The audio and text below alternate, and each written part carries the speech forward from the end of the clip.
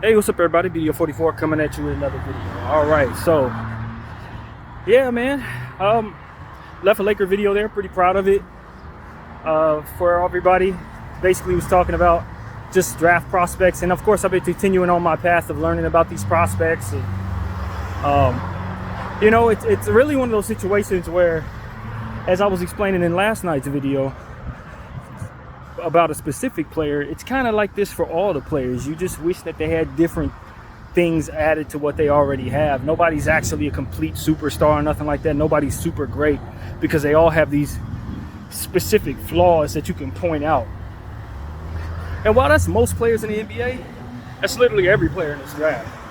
And so that's what you end up finding, is that nobody's really perfect in the draft. It's like, I wish this guy's arms was longer. I wish this guy could rebound better. This guy could shoot a little better. It's all of that type of stuff. This guy's not very athletic, but he does everything else very well. It's a lot of that, you know what I'm saying? And so it makes for a tough draft when you consider that you just have to live with these things that these players have, to where if you don't have other stuff to make up for those differences, you still really lacking, or these players could be a negative on your team. So that's what I'm finding.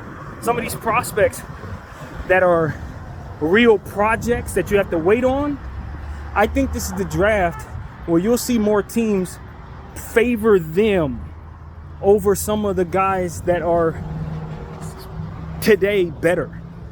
Because at the end of the day, you're more likely to eventually have a greater player if you take the project. So that's what I'm here to say. Guys like Dadier, I don't know what his first name is, but he's from like France or something like that. He's a project that I think people like. His jump shot's real sweet. You got another guy from France. I can't think of his name. My God, these names, I've been seeing them all day and now I can't think of them when I need to. But you're finding projects, overseas projects, or guys that showed a lot of good against weaker competition. That kind of stuff is a lot is found regularly in this draft as well. Or you got a guy like Stephon Castle, who literally is great at everything but shooting the ball. So you'd better have some shooters around him, or he's going to be a negative. Or guys like even at the top of the draft, you see glaring holes in a guy like Risache. He really can't create for himself. He's going to need a point guard to get him involved. So if you're the Washington Wizards and you don't have that player in place, you better draft him. Or you better go out and get him. Because really, he's not going to create for himself. He's just a fantastic catch and shoot guy. Sort of like Michael Porter Jr. That's what they expect Risache to be. Which fits in most situations when you have that player. He could play alongside Luka. He could play alongside Giannis. He could play alongside any fantastic point guard. LeBron. He can play with, if you have a playmaker on the floor, good to go. Problem is, he's projected to go second. Washington don't have that player. Or then you have situations like Dillingham in this draft, where you could very easily see Dillingham fall, even though he's got some real great stuff to his game. Microwave scorer, could probably end up having games where you see him go for 40 and 50 points down the road. Nobody's going to be surprised when he's really good. And if you're paying close attention to this draft, you're also not going to be surprised if he goes like 10th or 11th. And people who aren't as good as him go ahead of him because they're better fits. Because at the end of the day, this is a product, and I'm going to say this and I hope it reaches the right person. If a guy like Dillingham falls, the specific reason for why that is because teams have mortgaged their picks, and you got San Antonio and Portland who have 2 picks in the draft. The team that likely fits him, that would otherwise be at the top of this draft, doesn't have a damn pick. His draft stock, I think, is going to be directly affected by that truth. So if he falls, I don't think anybody should be disappointed in him. I don't think he should be disappointed in himself at all. Because the reality is, the teams at the top of this draft don't need you. And that is not at all anyone's fault. It's just that these stupid teams have mortgaged so much of their picks to the teams that do need you. They don't have picks. So just by the strength of that environment, a player like him is expected to fall. Because who needs a 6'2", microwave scorer that early in the draft. Well, I can tell you who could use him. The Clippers could use him. The Lakers could use him. The Brooklyn Nets could use him. There's teams without draft picks. The Bucks could use him. Like that. Those are the teams that I think Dillingham would kill for. He would be great on those teams. Houston don't necessarily need him. San Antonio could definitely use him, but could probably use a more facilitating point guard that is also at the top of that draft that they'll likely take. You know, and so Dillingham or maybe one of the other guys that are guards at the top of this draft, names of whom obviously are not coming to mind for whatever reason, one of them dudes is going to fall because they're not really necessarily facilitators and they are undersized. And the teams that need guards at the top of this draft don't necessarily need undersized guards. Houston doesn't need that. Washington could use anything, but they're at 2, so they're likely going to take Reese Shea or Sarr. You know, the 2 clear most important players in this draft. So it's going to get real tricky for Ben Shepherd, is who the name I couldn't think of. And, you know, guys like Dillingham. I think Dillingham's the one that'll probably fall to like 10. You know what I mean? And it ain't got nothing to do with how excited people are about it. It's just, if you get drafted to any of these teams, you're going to be playing behind a guard and you're not going to have an opportunity.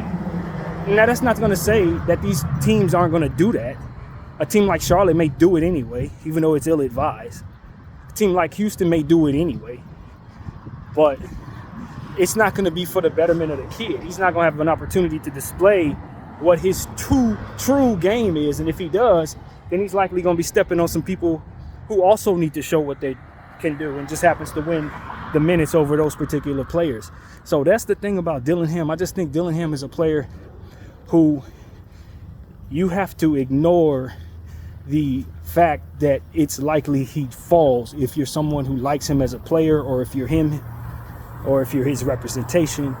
You got to just say the environment makes it so that the teams in place to draft me don't need me, and as a result I should expect to fall. And that's pretty much it. That's what I see with Rob Dillingham. Or Ben Shepherd.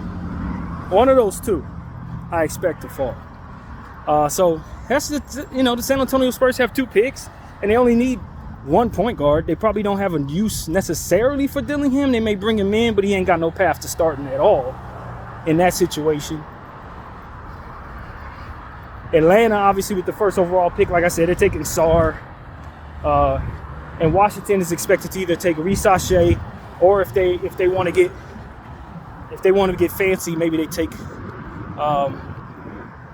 the center, the big guy that everybody likes at the top. But I would say they're taking Reese Shea. So, and then you got like maybe Detroit.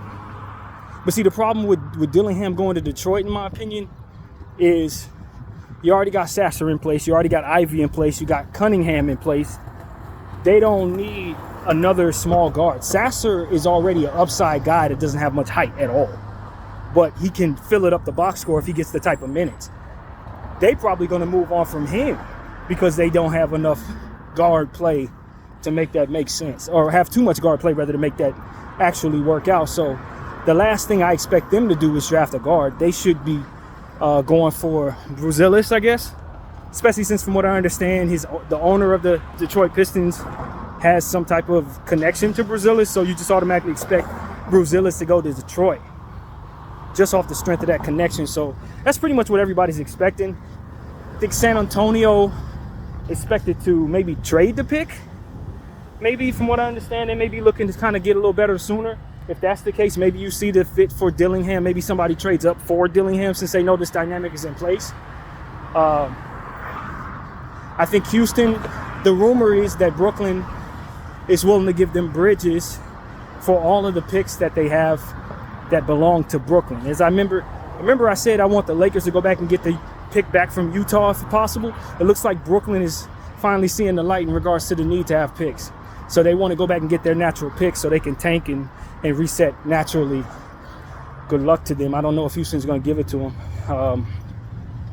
But if they're willing to move on from Bridges, I'm pretty sure they'll be able to do that. So maybe they, from what I understand, they want a center in that situation. They'll move on from Claxton and then draft the center there at the top of the draft, the Caucasian dude whose name is, just like everybody else, is not coming to mind, which really frustrates me about my brain today. But nevertheless, I don't think that's a good fit for Brooklyn if they're trying to rebuild. Not necessarily. I don't look at him as a building block, but I have also not accused Brooklyn of really knowing what they're doing at all to begin with. So if they do decide to take that player, I wouldn't be too surprised. And whatever the case may be, there's a lot of steps for that to be a reality, and I don't know if it's actually going to manifest, but these are the type of things that you're wondering about. You know, some of these teams that don't have draft picks really should be trying to trade into this draft at the top of this draft if some of these teams are going to be willing to move some of these picks. If Memphis wants to move, what do they have, 9 or something like that? If they want to move 9, I think some teams should be trying to get that from them. I know this is considered a quote-unquote weak draft, but the players in place are good role players, and some of them can help you right now. So that's really what I see there. A player that's kind of gone under the ranks is Jacoby Walter, who I think is a catch-and-shoot sniper. There are a lot of teams who could use him. Winning teams, rebuilding teams. His stock is falling off of the strength of other guys' stocks rising more so than anything he's done wrong. So, in my opinion, Jacoby Walter may be available maybe as far down as 21. And if that's the case, he can go to the right situation and really, really be a problem. If he goes, the thing about him is catch and shoot nightmare for the opponent, but his defense doesn't rival guys like KCP naturally. He's not a natural gifted defender. So what you expect is it's kind of a one-trick pony. He's coming in to shoot the ball and that's it. If it doesn't catch on, you kind of got a dud of a player. But I think he has some intangibles in some other areas that make him acceptable on the offensive end, and maybe he can grow to be a cool defensive player. You know, I look at a team like Sacramento. That wouldn't be the worst place for Jacoby Walter if they're losing a sniper like Malik Monk, which looks like they may. I think that's a good place for Jacoby. You know, some of these teams like Orlando could use another catch and shoot guy, even though they do have a bunch of guards that they can also kind of mold into that. Last year, we've mentioned many times how they have Jet Howard, who didn't even get a lick of minutes last year, but is somebody who I expect to play well in that role. So, you know, these are the type of things I'm looking at. Jacoby Walter is a player I really think can be of service to a team in some timeout plays. Coming out of timeouts, you run a play where he's coming off a screen, jetting to the corner, sniper. Last second, 3 seconds left on the clock. Right, draw up a play for that dude to win the game. He's got that type of skill from the behind the arc, and that type of cutting gift. So I love that for him. And get into a situation maybe like Philadelphia, and run plays off of screens and stuff like that. Be a decoy for another person to hit a shot or something. He's a real gravity threat. So I like Jacoby Walter. I was going to make a whole video about this last night, but I didn't think it was that serious to make a video, so I'll add to it now. Isaiah Collier, I believe is who it is, from USC, made a video about him last night saying the Lakers should probably pass on him. I think I got his name right. I'm not sure, though. But the guy from USC, he would fit perfectly in Minnesota. Minnesota is the place where I want him to go. Isaiah Collier play for the Timberwolves is where I want him to go, because what I see there is an opportunity for him to fill in as a backup right now, and then the path to him being a starter is pretty much there as well someday. Because right now, of course, we know their point guard position is a bit tricky. Their asset class is a bit tricky. So what you want is high-level upside guards to come in, put pressure on the rim so that there can be more space for a guy like Anthony Edwards. I can see Jacoby Walter fitting in very well there too, but I think that they addressing their point guard position with a player like Collier, who by the time Mike Conley retires can step in and be a starter, a big guard next to Anthony Edwards. I think that would be a perfect fit, man, a perfect fit. Now, Isaiah Collier is not known for shooting the three ball like that, as we talked about last night, but he can hit it enough to create the space necessary. I just think of a player who's going to need about 2 or 3 years to develop to ultimately being a starting guard, and then a player with what you think are all-star-like tools and dynamic, exciting tools. Somebody who's going to get the ball to big men, for which obviously they have, and somebody who's going to be able to thrive with a big role someday. I think that Isaiah Collier is somebody who likely you want to give 30 minutes a game 2-3 years from now, 4 years from now, 30 minutes a game. And in doing so, what you end up finding is that he can develop next to Anthony Edwards as a big guard tandem that puts a lot of pressure on the rim. He's not very athletic, literally fast more so than jumpy and bouncy. Anthony Edwards is the great antithesis to that. Neither one of them are super dynamite defenders, although Anthony Edwards is a great defender. He will help Isaiah Collier defensively be a part of a team that's a good team defensive dynamic, which I said that Collier needs. Good defensive players around him. Rudy Gobert, McDaniels. And you know the continuity is going to be there from Minnesota because they really don't have assets that can otherwise make it so that they get a lot better. So if a player like that falls to them, you know that his role is going to be big for the next several years. You know that if for some reason they have to move on from him, they could probably get something for him if they play up his value. And you know he's going to be somebody that helps them in the fast break be even faster than they're able to be right now. So he should run really well next to Anthony Edwards. Now, the likelihood that he falls to 27, I don't think is very high. But if I had a choice, that's where I'd want Collier to go right now. That way he could play behind a vet like Mike Conley. Conley still got probably a year left to really be a starter, teach the kid the ropes. And it gives them a hot and cold dynamic that allows for a little more opportunities for him to be needed than a lot of the circumstances around the league that I see. He's not really needed in a lot of places. A lot of teams don't need guards. Having Isaiah Collier on a rookie contract for the Minnesota Timberwolves, I think can go a long way in helping their asset class overall, because he's going to play that up with the natural things that he does and how that should accomplish a lot for their offense, I think. So the Minnesota Timberwolves have some other things that they could use. But if for some reason they're able to get a guard like that in this draft, that would go a long way in helping them provide some upside to their roster next to Anthony Edwards and McDaniels.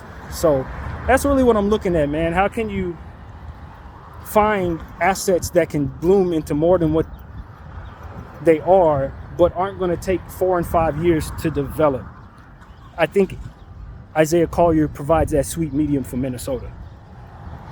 So that's what I see. A team that don't have a whole lot needs to bring something in that's not only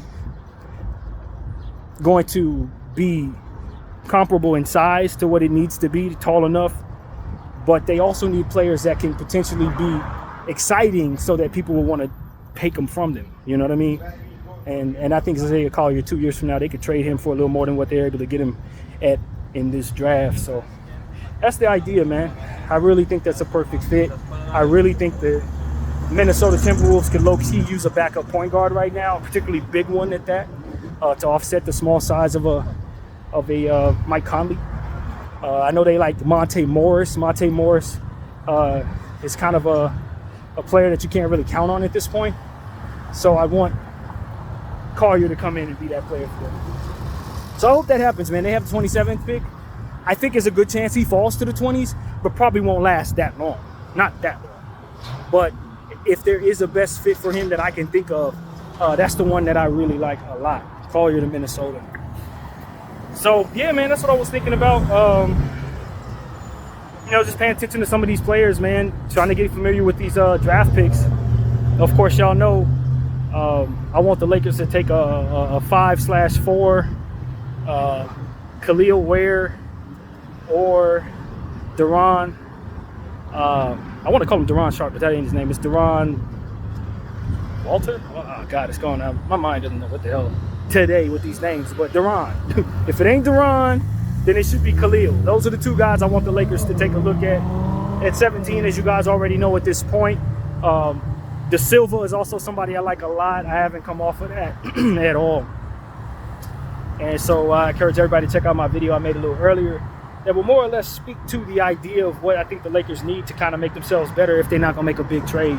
You just need to bring in the right ingredients. I do like the idea of bringing back Christian Wood because he's a stretch 5, rebounds the ball very well. So if you can bring him back, you'll be in a situation where you have that dynamic that I'm referring to when asking the team to draft a stretch 5 or a stretch 4, so to speak, to help accompany LeBron James and Anthony Davis with what I think will probably be less minutes played this season and less games likely to be expected to be played this season. So, these are the things that I think are most important for my team specifically. And, at the end of the day, I could probably do a lot more if I had these names in front of me. But this draft has a lot of good specialty players that I think players can benefit from playing with, if that makes any sense. If you need a big, if you're Golden State and you need to get a center, you should be able to find one at the back of this draft without any trouble. They need some interior presence. I think that would be great for them to kind of look into the future for that in this draft.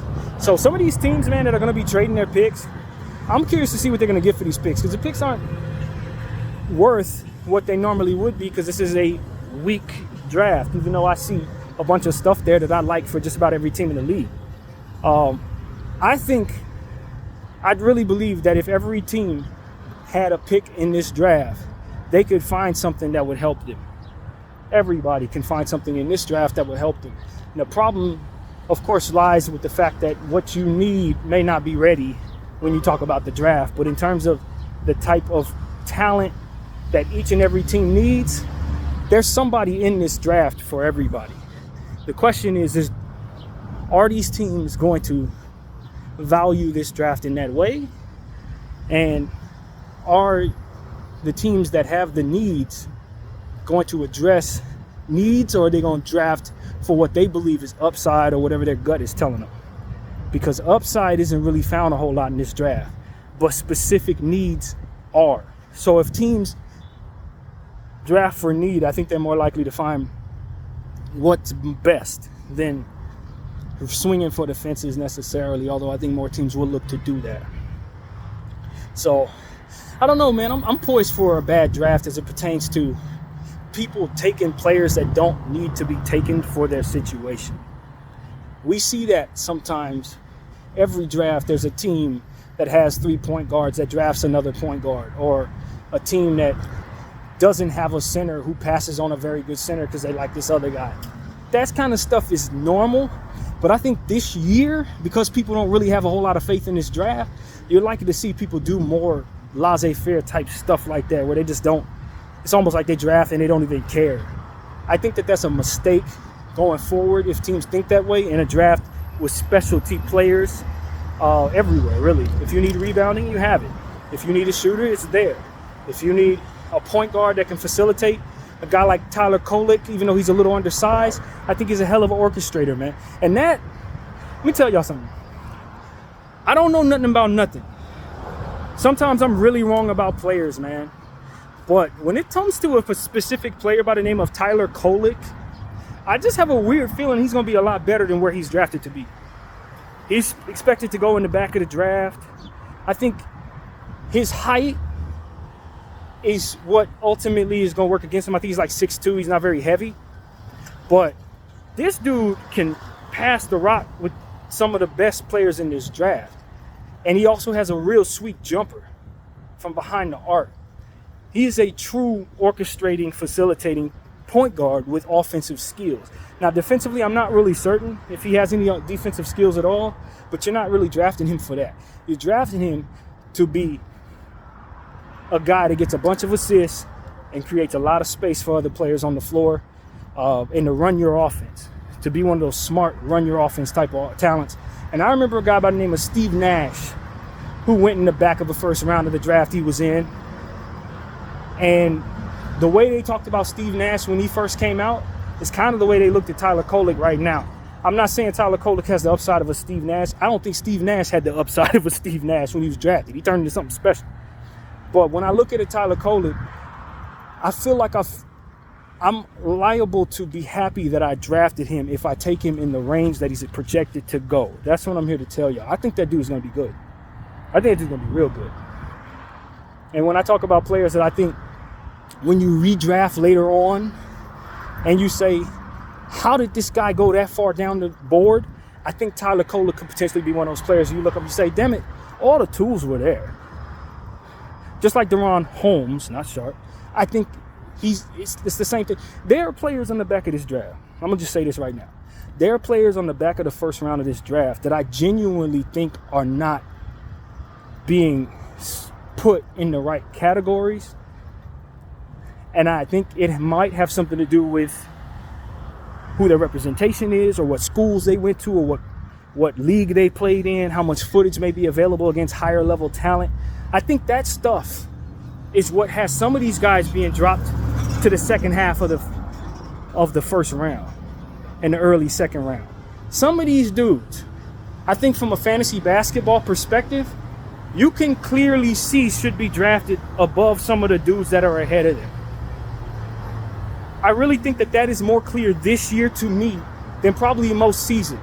And so when Tristan da Silva is a better player than, say, some of the guys in front of him, or when Khalil Rare is somebody who has fantasy value halfway through the season and people are wondering why he fell as far as he did, while some of them dudes in the first 5 picks don't necessarily have roles or something like that, that's not hard to tell in this draft here. That's not hard to tell, man. I'm just going to be honest. Some of these dudes are like, look, if he can get 20 points and 10 boards, you should probably just value him more so any damn way than you do some of these dudes at the top of this draft who have a broken shot, or, is a long way away from actually contributing, could probably stay in school a little longer, but has this skill set of somebody who could potentially become something. I just think it's going to be obvious that some of the dudes in the back of the draft going to be able to have more value earlier on than some of the dudes at the top of this draft who, quite honestly, don't have that high of a floor. You know what I mean? Don't have that high of a ceiling or a floor, for that matter. Their ceiling, rather, is not that high. So that's what I'm worried about. That's exactly what I'm worried about. I just think that guys like Hunter Tyson, I think his name is Jalen Tyson, Shannon, Terrence Shannon, these guys are better than some of the dudes ahead of him. Now, Shannon's situation is a little difficult to manage because he has off-the-court stuff. But, he should probably go before where he's expected to go. If his legal stuff straightens out, which we've already talked about, his trial is before the draft. In fact, his trial is next week or something like that. If it goes well, he shouldn't go past 22. Terrence Shannon should go to the Knicks or something like that, if not 22. Somewhere within the first 2 Knicks picks. If I'm the Knicks, I'm taking 2 small forwards. I've already said this. I'm taking Terrence Shannon, I'm taking Jalen Tyson, or I'm taking Dunn. I'm gonna give my coach wings that help me, because I know my wings. First of all, I'm not that deep at that position if I'm the Knicks. I got plenty of 2 guards and 1 guard combination dudes. You got enough of these dudes running around at the point guard position on top of Jalen Brunson, who's going to be one of the premier point guards in the league going forward. You don't need another 2 guard of any kind. Maybe you can get away with getting a center for sure, but the centers in your range aren't overly exciting to me. And when you have 2 picks back to back and you could pair up 2 very, very talented players, I think that the 2 very talented players in their range are likely going to be small forwards. So when you consider OG Anunoby's not somebody you can trust to stay healthy for longer than 5 minutes and is going to need a backup that's reliable, and you look on the rest of that depth chart and you don't really see it as small forward, I'm taking 2. I'm taking Tyson and I'm taking Shannon, or I'm taking De Silva, if he happens to fall to me, and I'm taking Dunn. The small forward position is what it is for the Knicks. I don't think they're thinking that way. I think they'll probably take a big and maybe one of those small forwards. But for me, I'm taking 2 small forwards if I'm the New York Knicks, because I think those are the best players in that range for them. And they don't really need nothing else. And so, like I said, some of the centers, could you upgrade your center position and get you a nice backup center? Yeah, maybe they want to go that route. I don't think that's the worst idea in the world for the Knicks, to be honest with you. Taking a center and a small forward, I would be okay with that. But for me, I think I'm definitely moving on from Mitchell Robinson if I'm the Knicks.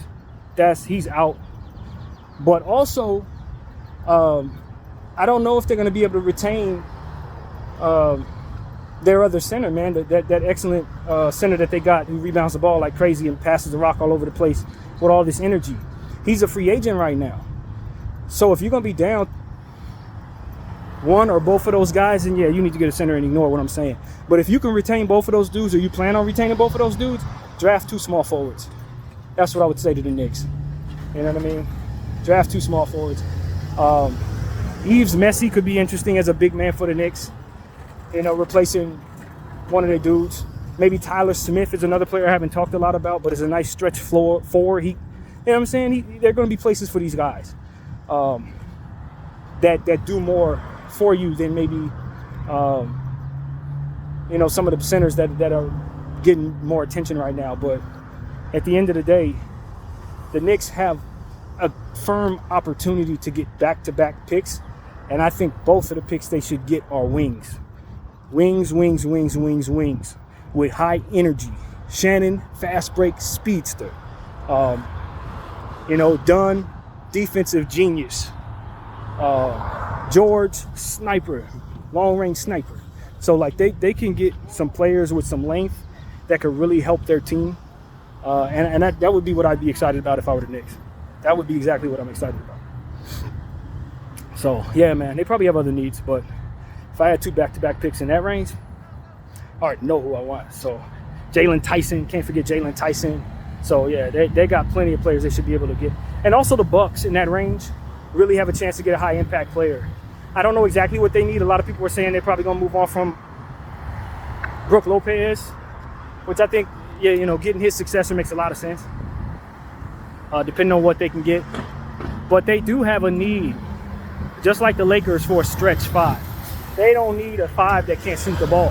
One of the things they love having is that stretch 5 in Brook Lopez. So if you're not going to replace the stretch 5 with a stretch 5, then you're going to change the dynamic of that team, and that the glaring issues of having that problem are going to show more so with you than maybe other teams because of Giannis, etc. So I think, you know, there are a lot of different ways that the Bucks can go, but because they're so lacking in so much young talent, it's going to be tough for me to single out one thing that the Bucks should go for in this situation. I don't know. They need some of everything. But one thing's for sure is their coach, Doc Rivers, doesn't necessarily play young players right away. So maybe you want to bring in somebody who can help you, or maybe even trade the pick for something that can kind of help you right away if you're the Bucks. But I think the young talent is so important for a team like them who doesn't really have a whole lot of it. So yeah, that's the Bucks. You know, they can make or break their season if they take the right player in this position, in this situation, rather. So yeah, man, that's what I'm gathering, man. I wish I had some names in front of me. I wish I was more familiar with these dudes. It's almost like as soon as they get into the league, I don't have this problem as much anymore. But as long as they're draft picks, I'm still trying to become familiar with the names. So I know what they can do. I know what they look like. But these names, they'll come around, I guess. But, you know, that's what it is, man. I've been trying to digest as much draft content as possible. Watching footage on just about everybody I can think of in the first round. Some of the second rounders as well. So that's really what it comes down to, man. Just trying to get familiar and then bring back to you guys what I've learned. And it's a lot of content out there for this draft. I know a lot of people are saying, oh, this draft is only about Bronny. I'm not approaching it like that at all. I've had a passion for seeing guys get drafted since I was a very small child. So ain't no one guy gonna make me pay attention to the draft. That's not how that works for me. I know that's what everyone's gonna say. This is the Bronny draft, but I'm paying attention to everybody but Bronny. and Alexander Sarr, to be honest with you. I ain't even looked at any footage on Sarr still. I just don't see the point. He's going number 1. Whatever the hell the scouting report is going to be, he's going either to Atlanta or Washington. So I ain't got to do too much thinking there. I'll check up on him eventually, but it's just not, I'm not excited about him. And I think it's more important that I know about other players further back in the draft. So that's really what it is, man. We're going to keep on paying attention. The draft is halfway through this month, or a little further past that. 2-day draft, as you guys should know by now. Second round is going to be a second day, which I'm not a big fan of, to be honest with you. I think they should try to make it so that you have the draft all one day. I think you make it a lot easier on these teams that make bad decisions to further think about their decisions, which could probably help in some ways, but I think it's easier to digest when you just have all that crap in a matter of 3 hours. So that's my point of view, man. I don't even know if I'm actually going to watch the second round. I might pop in to see what the Lakers take. Other than that, I just don't think that's really good content to watch unless it's all in one day. So we'll see how it goes, man. Hopefully the NBA switches it back next year. I don't think they should continue that process. So that's my point of view, man. That's pretty much what I got to say. My name is BDO44. I thank you all for watching. I'm out.